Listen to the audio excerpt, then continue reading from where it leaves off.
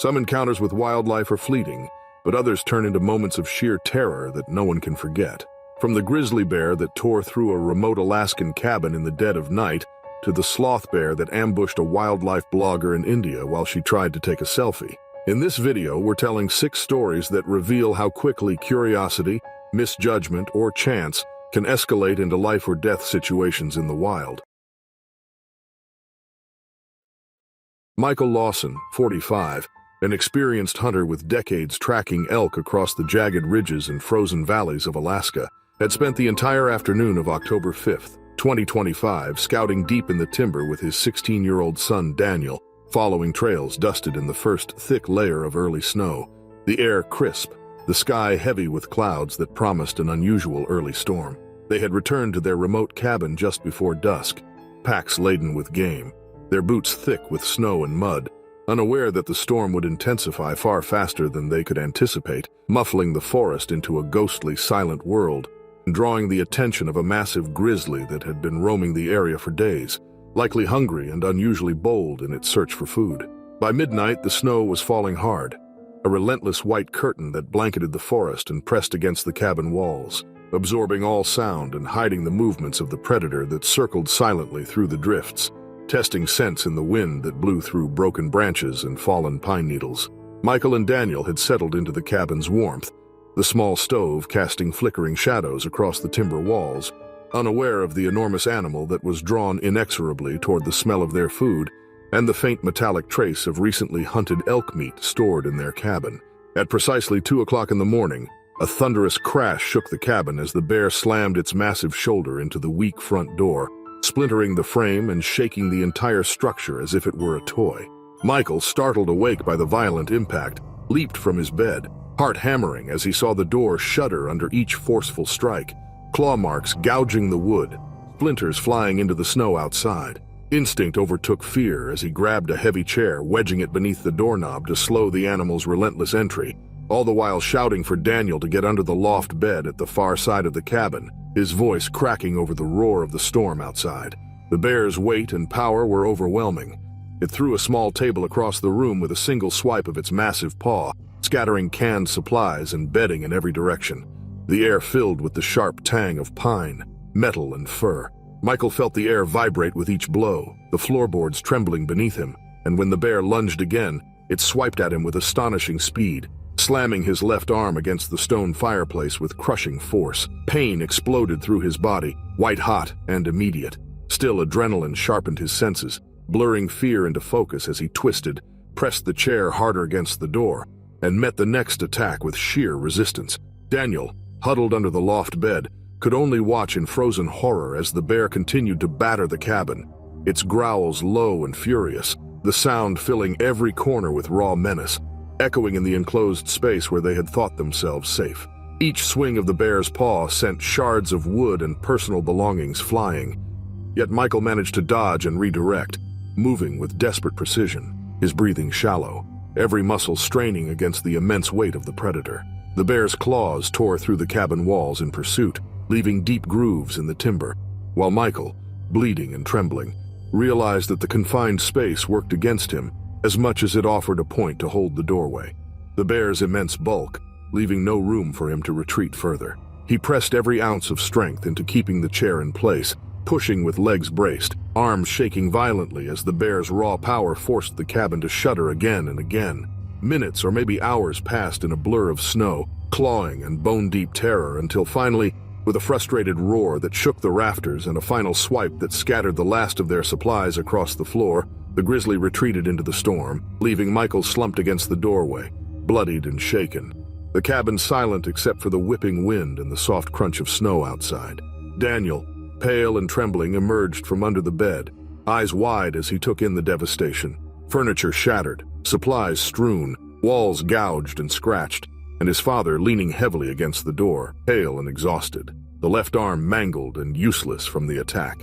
It took hours for the storm to subside enough for Daniel to find his phone in the wreckage and contact authorities, who arrived after a long drive over snow-packed trails to find Michael conscious but severely injured, the magnitude of the encounter visible in every splintered plank and deep claw mark. Rangers later emphasized that the unusually intense nature of the attack had been driven by a combination of factors: the confinement of the cabin, the overpowering scent of food, the presence of fresh game, and the extreme weather conditions that masked the bear's approach and heightened its aggression. Michael survived the encounter, although the damage to his arm required immediate and extensive medical attention, ultimately resulting in its permanent loss. A stark reminder that even the most experienced hunters could be caught off guard when facing Alaska's apex predator in conditions that removed every advantage and amplified every risk. The events of that night, captured in Michael's recollection and the physical evidence of the battered cabin, became a sobering tale of survival, endurance, and the raw, uncompromising power of nature, illustrating that even in familiar territory, the wild could assert its dominance with sudden, devastating force, leaving a permanent mark on both body and mind, and a story that Daniel would carry with him, etched in memory, for the rest of his life. The cold wind cut across the Julian Alps on January 18, 2025, biting through Lucas Berger's layers of winter gear as he maneuvered down a narrow, snow-packed slope, the tracks of earlier skiers fading into the fresh powder beneath him, and the dense spruce forest on either side standing silent and watchful. Shadows stretched long by the low winter sun. Lucas, 36, a veteran skier accustomed to isolated terrain and steep descents, had set out that morning with precise intentions: to explore the upper ridges where the snow was lighter and the slopes more challenging, far from the crowded runs below. He carried only a small backpack with water, a first aid kit, and some emergency rations, expecting nothing beyond the familiar rhythm of skis on snow and the occasional sound of ice cracking beneath his feet. Yet something shifted the instant he crossed a shallow, partially frozen stream where the ice barely held under the thin layer of snow. From the edge of the spruce forest, a massive brown bear appeared, its dark fur contrasting against the whiteness, moving with sudden predatory focus that froze Lucas in place for a heartbeat before instinct propelled him into action. The bear's charge was terrifyingly fast, its immense paws striking the snow and ice in a blur as it closed the distance with frightening determination, scattering Lucas's ski poles and knocking his backpack aside with a powerful swipe of its paw. He reacted instantly, zigzagging down the slope in desperate bursts, trying to put as much distance between himself and the enormous animal as the terrain allowed. Still, the bear followed relentlessly, swiping repeatedly, each strike tearing through his clothing and scraping his exposed arms and shoulders, leaving deep lacerations that stung sharply in the bitter air and bruises that blossomed almost immediately under the surface. The snow around him erupted with churned powder and splintered ice, his skis threatening to catch or slide with each frantic turn. And every time he looked over his shoulder, the bear's dark eyes and dripping muzzle were a grim reminder of the speed and power closing behind him. Nearby, a small group of hikers, unexpected witnesses to the chase, emerged from a wooded trail further up the slope, and Lucas recognized the reflective jackets of ski patrol personnel among them, their presence a sudden chaotic relief. They acted immediately, yelling and clanging metal poles against rocks, throwing backpacks and ski equipment toward the bear in an attempt to divert its attention. This created a wall of noise and motion that finally broke the predator's focus, causing it to hesitate and swipe one last time, missing Lucas by inches. The bear's attention wavered, and with a final guttural roar, it retreated into the shadowed forest, moving with surprising speed for its size, disappearing among the spruce and snow as Lucas slid to a halt, panting, bleeding, and shaking from the shock of the encounter. As he leaned on his skis to steady himself, the patrol and hikers quickly surrounded him, assessing injuries, applying emergency bandages, and helping him collect his scattered gear, while keeping watch on the tree line where the bear had vanished. Lucas's arms were torn, deep crimson streaks cutting across the fabric of his jacket, his shoulders raw and tender, but nothing was broken. The adrenaline and his quick thinking had spared him from the worst. He felt a rush of relief and disbelief, realizing how close he had come to a far more devastating outcome, each slash and bruise a stark reminder of the raw, unpredictable force of wildlife in terrain that seemed safe only until an apex predator appeared. Authorities who later arrived at the scene documented the injuries and surveyed the area, noting that while brown bears were not unknown in the Slovenian Alps, attacks on humans were exceptionally rare, particularly during winter when most bears remained in dens, conserving energy and relying on stored fat reserves. The mild winter that year, however, had created unusual conditions. Food sources were scarce, ice and snow layers disrupted natural carrion access, and bears were forced to roam further than usual in search of nourishment. The report concluded that the encounter had been the result of sudden proximity, the bears' hunger and disrupted routine, and the lack of escape options in the narrow alpine corridor, which funneled Lucas directly into the animal's line of sight at the worst possible moment. For Lucas, the experience was both terrifying and sobering. He spent hours with the patrol team, receiving treatment for cuts and bruises that required careful cleaning and bandaging, each moment emphasizing the fragile margin between survival and serious injury in the mountains. His skis and poles had been destroyed or scattered, the backpack shredded in the chaos, and yet he could not stop thinking about the bear, its sheer size, its intelligence, and the raw energy that had driven it to follow him relentlessly down the slope. Every instinct he had developed over decades of skiing in remote and dangerous terrain had been tested to its absolute limit, and he understood with stark clarity how quickly confidence and experience could be rendered irrelevant when confronted with the unpredictable power of the wild. The slope was strangely silent for days afterward, the fresh tracks of the bear visible along the stream and into the forest, while Lucas's own footprints, interrupted by moments of panic, marked the trail of his survival. Though the physical wounds healed with time and careful attention, the memory of the bear's speed, its enormous paws cutting into the snow, and the raw primal intensity in its eyes remained vivid, a reminder that even the most skilled and cautious adventurers could be drawn into sudden high-stakes encounters in the mountains where nature's rules were absolute and unforgiving, and no amount of preparation could eliminate the sheer unpredictability of life in the alpine wilderness. Ethan Walker had spent years working in Kodiak's remote forests, navigating logging sites that clung to the edges of cliffs and windswept valleys, where the Pacific wind carried the scent of spruce and cedar far into the distance. On October 20th, 2017, he arrived at one of the most isolated shafts on the island. 42 years old, seasoned, and confident in his ability to manage timber operations, where few dared to go. The day had been gray and drizzling, the kind of persistent wet that made wood slick underfoot and clouded visibility in the dense, fog-shrouded woods.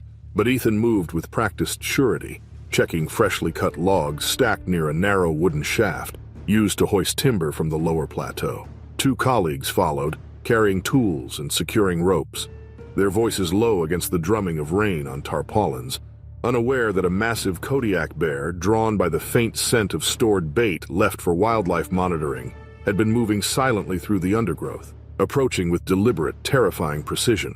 The shaft itself was narrow, a claustrophobic space of splintered planks and metal fastenings, designed to lift logs safely from a steep incline to the main logging area. Ethan knelt at the edge, inspecting the rope pulleys and making minor adjustments to the hoisting system. At the same time, the bear's heavy paws broke through the damp underbrush nearby, snapping small branches and leaving deep impressions in the muddy soil. In an instant, the calm inspection turned into chaos. Without warning, the bear's immense bulk slammed against the upper platform, splintering boards and sending loose tools clattering into the shaft. Ethan's instincts screamed danger, and he tried to push a thick timber beam against the intruding head, the wood quivering in his grip as the bear's claws shredded it with ease. The confined space worked against him. The bear's massive head and forelegs pushed deeper into the shaft, and every attempt to block or redirect the animal failed, as its strength overwhelmed the fragile wooden structure.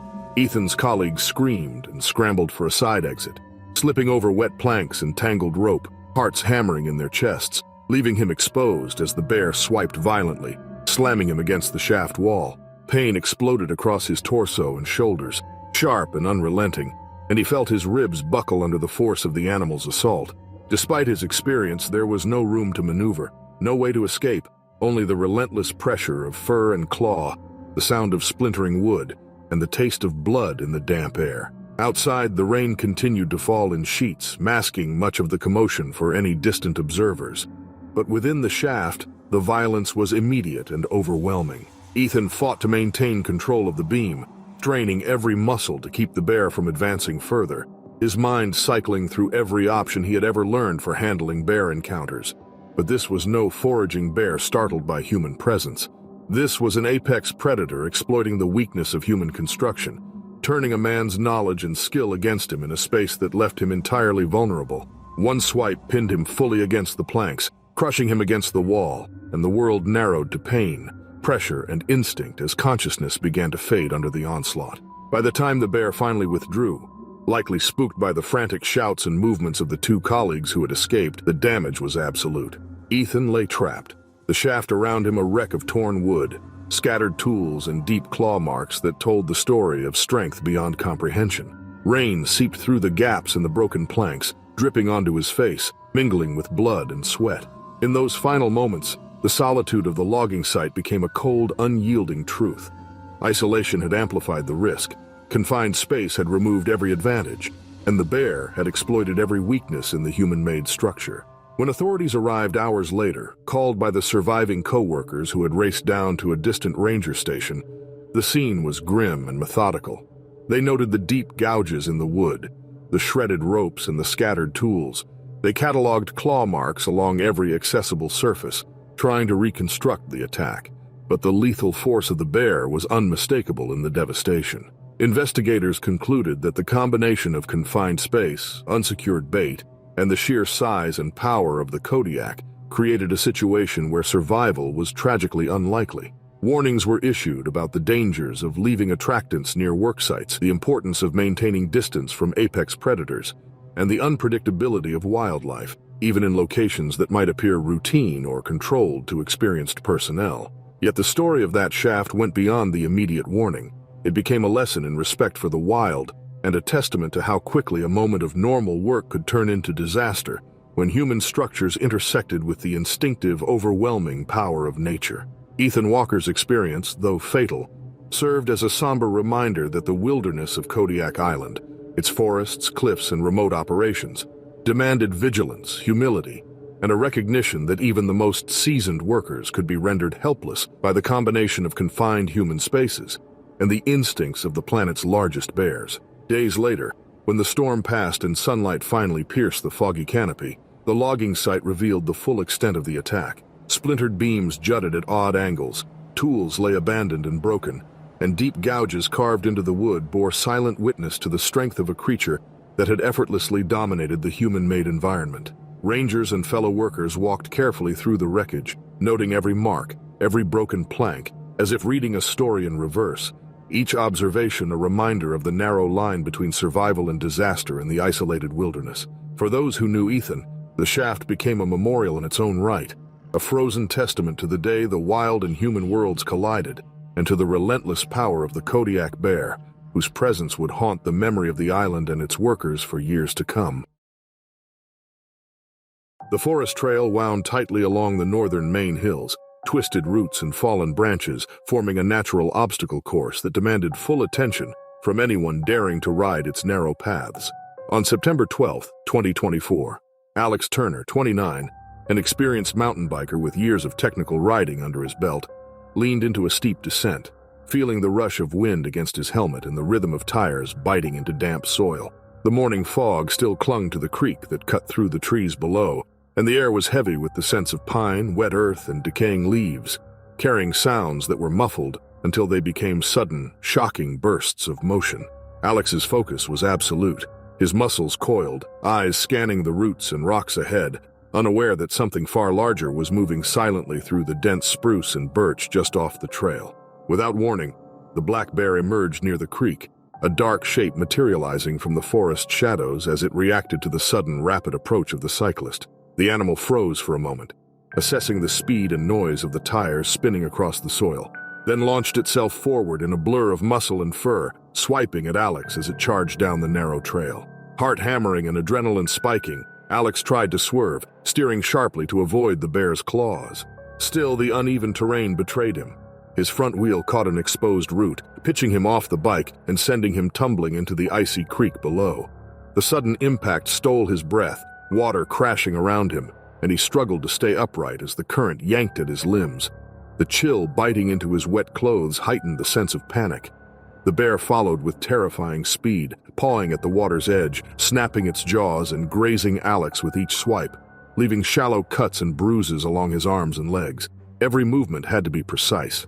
Even a momentary pause could allow the bear to close the distance and deliver far more serious injuries. Alex's mind raced as he felt the cold water buffeting him, his teeth chattering uncontrollably, but instinct and training combined in a sharp focus. Spotting a fallen branch along the bank, he grabbed it, waving it as a temporary barrier between himself and the bear while reaching for the bear spray strapped to his hip.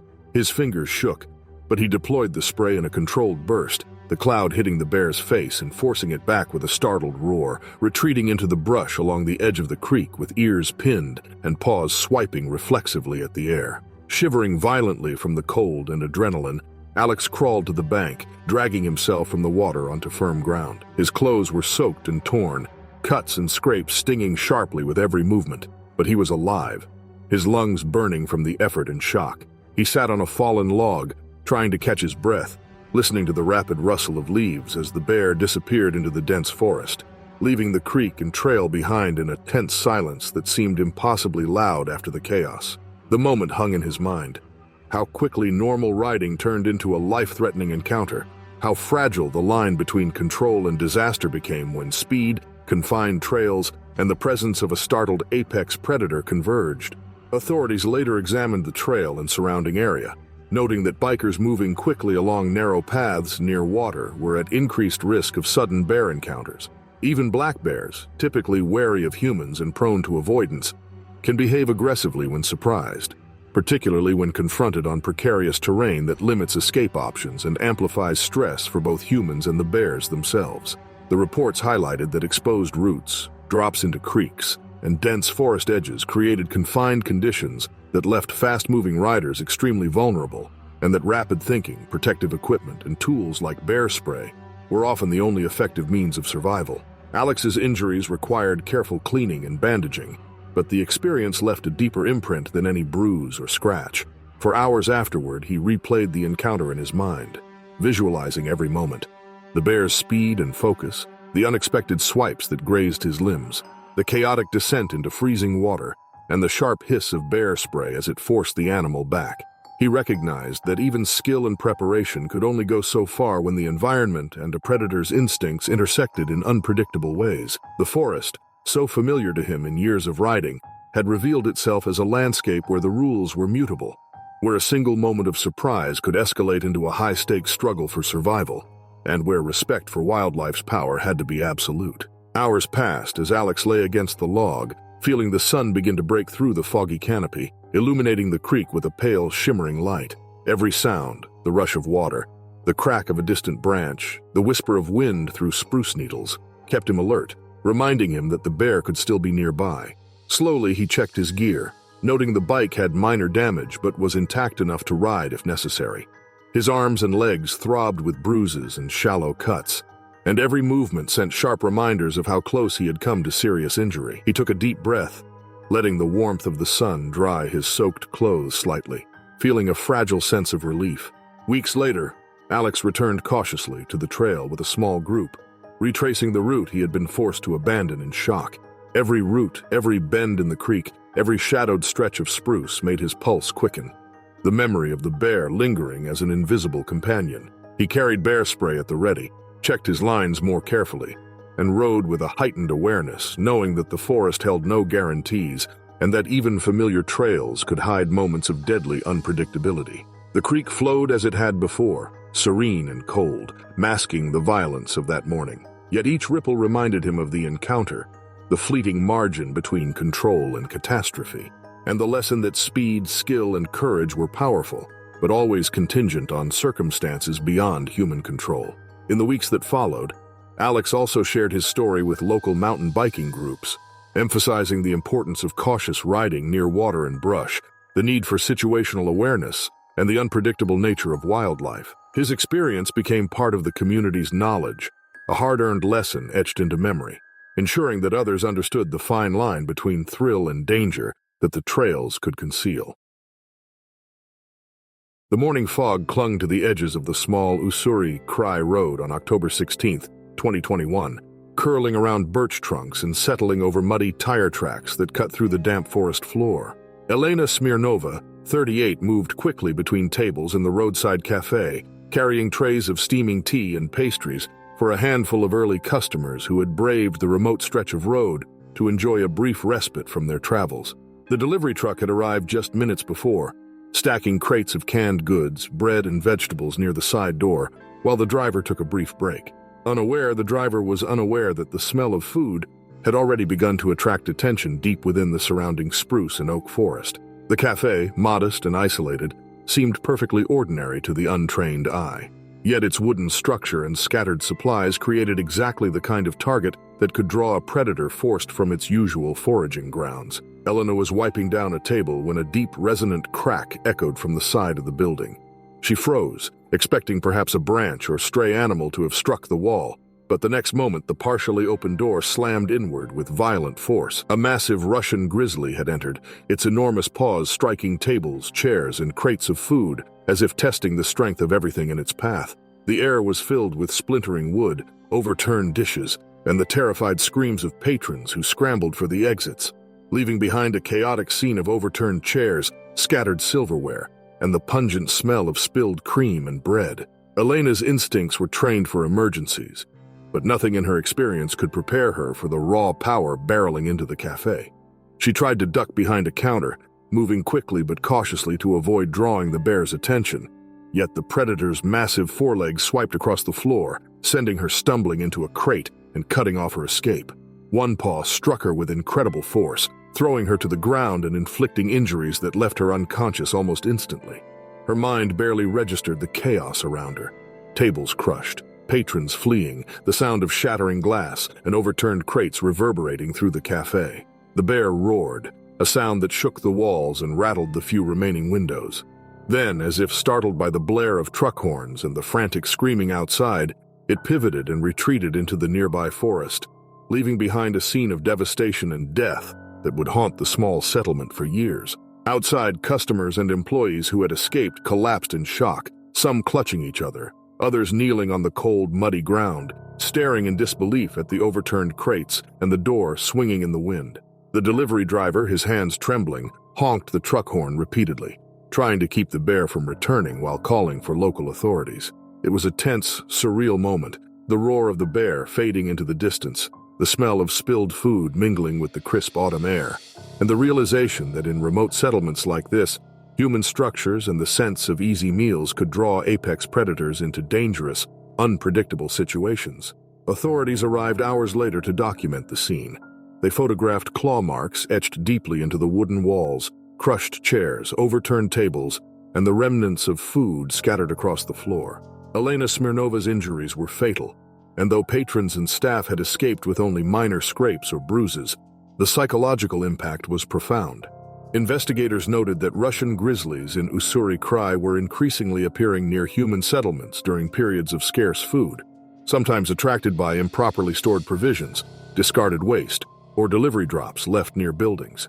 While attacks remained rare, the combination of hungry bears, confined spaces, and human activity had created a lethal environment, turning everyday locations into high-risk zones. The incident prompted local officials to review and reinforce food storage protocols at roadside cafes, delivery points, and even temporary field kitchens used by workers in remote areas. Barriers were suggested, warning signs were erected, and educational materials were distributed to residents and travelers to inform them about the importance of avoiding leaving accessible food in areas where grizzlies were known to roam. For many, the tragedy became a chilling reminder of how quickly human convenience could collide with the natural behavior of one of the largest predators on Earth, and how even experienced individuals like Elena could be caught in moments where survival depended solely on chance.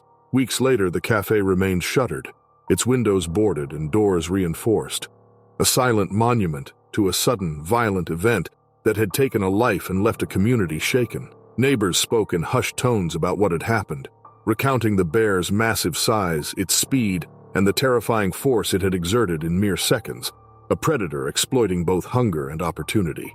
For those who had witnessed the aftermath, the scene was seared into memory: overturned tables, splintered wood, the lingering scent of overturned food, and the knowledge that a routine day could transform into a fatal encounter in an instant.